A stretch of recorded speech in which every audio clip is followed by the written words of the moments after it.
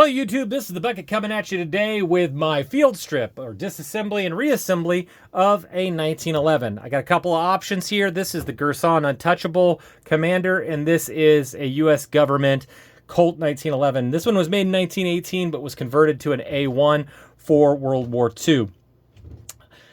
To disassemble the gun, the first thing you're going to want to do is make sure that your gun is unloaded. You're going to drop your mag, you're going to run your slide, make sure that there is nothing and that it's clear. Then you put your safety on. We're going to do the same thing with this 1911. Take out the slide, make sure that it's clear, and put the safety on. With these two guns, there's one kind of different feature. I'm going to try to get it in the light. If you see this Girsan has got a hole, it's because it's got a full-length guide rod. So when you're disassembling it, this one's going to be a little bit more difficult, and the use of a tool is kind of helpful. So I'm going to show you the first step on my Colt here. You take your thumb, you push down on the plunger, and then you just rotate your bushing to counterclockwise. Then the plunger will come out. Now that is under slide or spring pressure, so it's going to want to pop out. On this Girsan here, since it's got a full-length guide rod, this has a hole in it, and so if you push down on the plunger, it's going to push back on your thumb. I don't think it's going to work for me, but I'm going to try it. Yeah, it's not going to work for me on camera. So what makes it nice is if you have a tool like this one. You can get a tool like this one, but I prefer this one. All you do is you push down on your slide, or push down on the end of your slide, and then just rotate it. And well, that didn't work that time. Make sure we got it.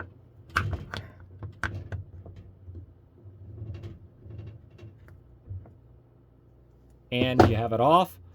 Go ahead, push down, finish rotating it all the way out, and it comes right off.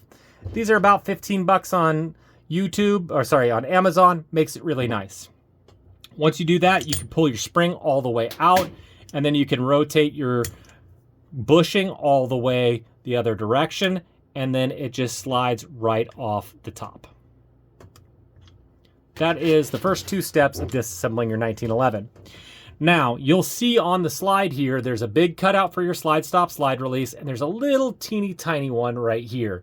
You want to marry that up to the front of your slide stop, slide release. So take down your safety, come back to the cutout right there, and then from the other side, you're going to use your finger and push out the slide stop, slide release.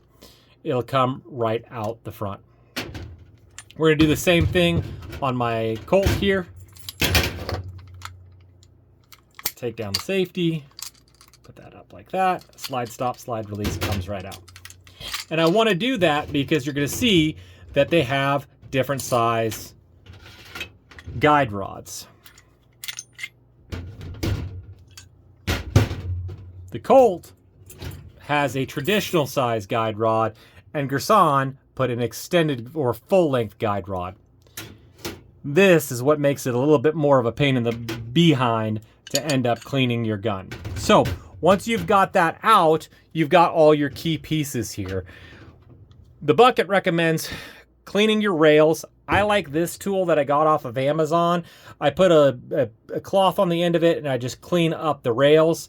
I like this angle that you see right here because it makes it really easy to clean your rails on the inside of the gun, and it makes it so you can clean it up really, really well.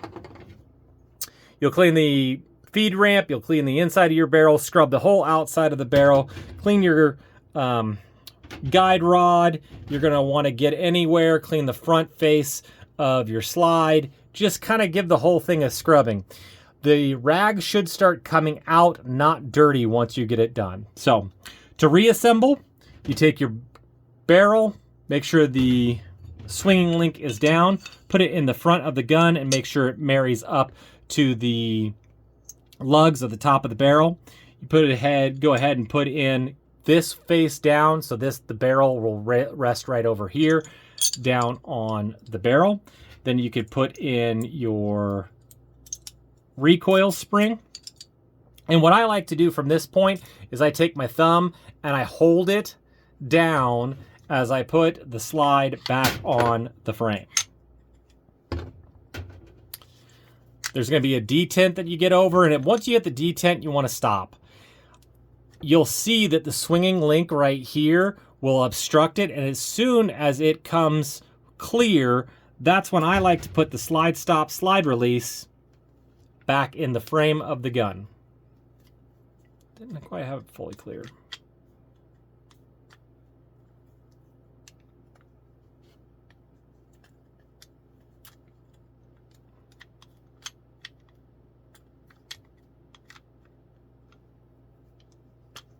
And I like to put it all the way down. This way I don't mar my finish and get an idiot scratch on my gun. At this point, the barrel is going to be held in place, and then you just run the slide back until you get that little cutout in the slide lined up with the hole. At this point, I pull it out, the slide stop, slide release a little bit, and then I just put it right on over there, making sure not to mar my finish, and push the slide stop, slide release in. Once you have it in, you can put the slide all the way back to the front position, put back on your safety, and at this point, you can just put your barrel bushing back on. Remember, the barrel bushing is going to have to go in this direction, and then you're going to have to rotate it all the way back that direction. So, go right here, rotate it all the way back around. When the spring's in it, it can kind of sometimes be a little bit of a pain to you. It's no fun. Put this back on. Again, you can see the hole all the way through. You don't need the tool so much when you're reassembling it because you don't have to get it all the way in. Once you rotate that back, it's going to hold this in position. The first time you do it, you may end up springing that up against the ceiling. Be careful not to do that. But then you can just push down, rotate your barrel bushing back into position, and it'll snap back into place. At this time, you do your function check. You make sure you have an empty mag. You put it back in the gun. Make sure the slide stop locks, the slide locks back on an empty magazine. Put your safety back on. Test your trigger. Make sure it's dead. Put your trigger back on. Double check again to make sure it's clear. Point in a safe direction. Make sure you have a good function check. Take your time when you reassemble your gun.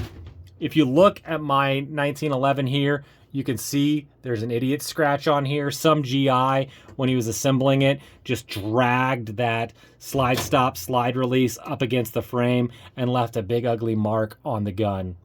We in the gun community have a tendency to call that an idiot scratch. A lot of 1911s have that mark, especially when you get one like this one from the CMP. You'll find that most all of those guns from the CMP are going to have an idiot scratch on it. And that's just part of what a 1911 is. You just don't want to be the person that put the idiot scratch on your own gun. It's kind of embarrassing to be a gun guy and have that on your new gun. So just keep an eye on that. Make sure that you don't do that to your gun and you're going to be fine. I'll be honest with you. I've put an idiot scratch on a 1911 before, especially when I was a new gun owner. I just really didn't know what I was doing and didn't take my time.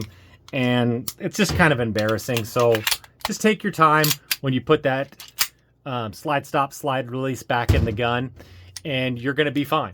It's going to be okay. So I love the 1911. It takes a little bit of time getting used to reassembling it, disassembling it, and doing that. But that's how I do it on my gun. Little baby bucket, do you want to live in California? No. Why? Because I'm not a computer.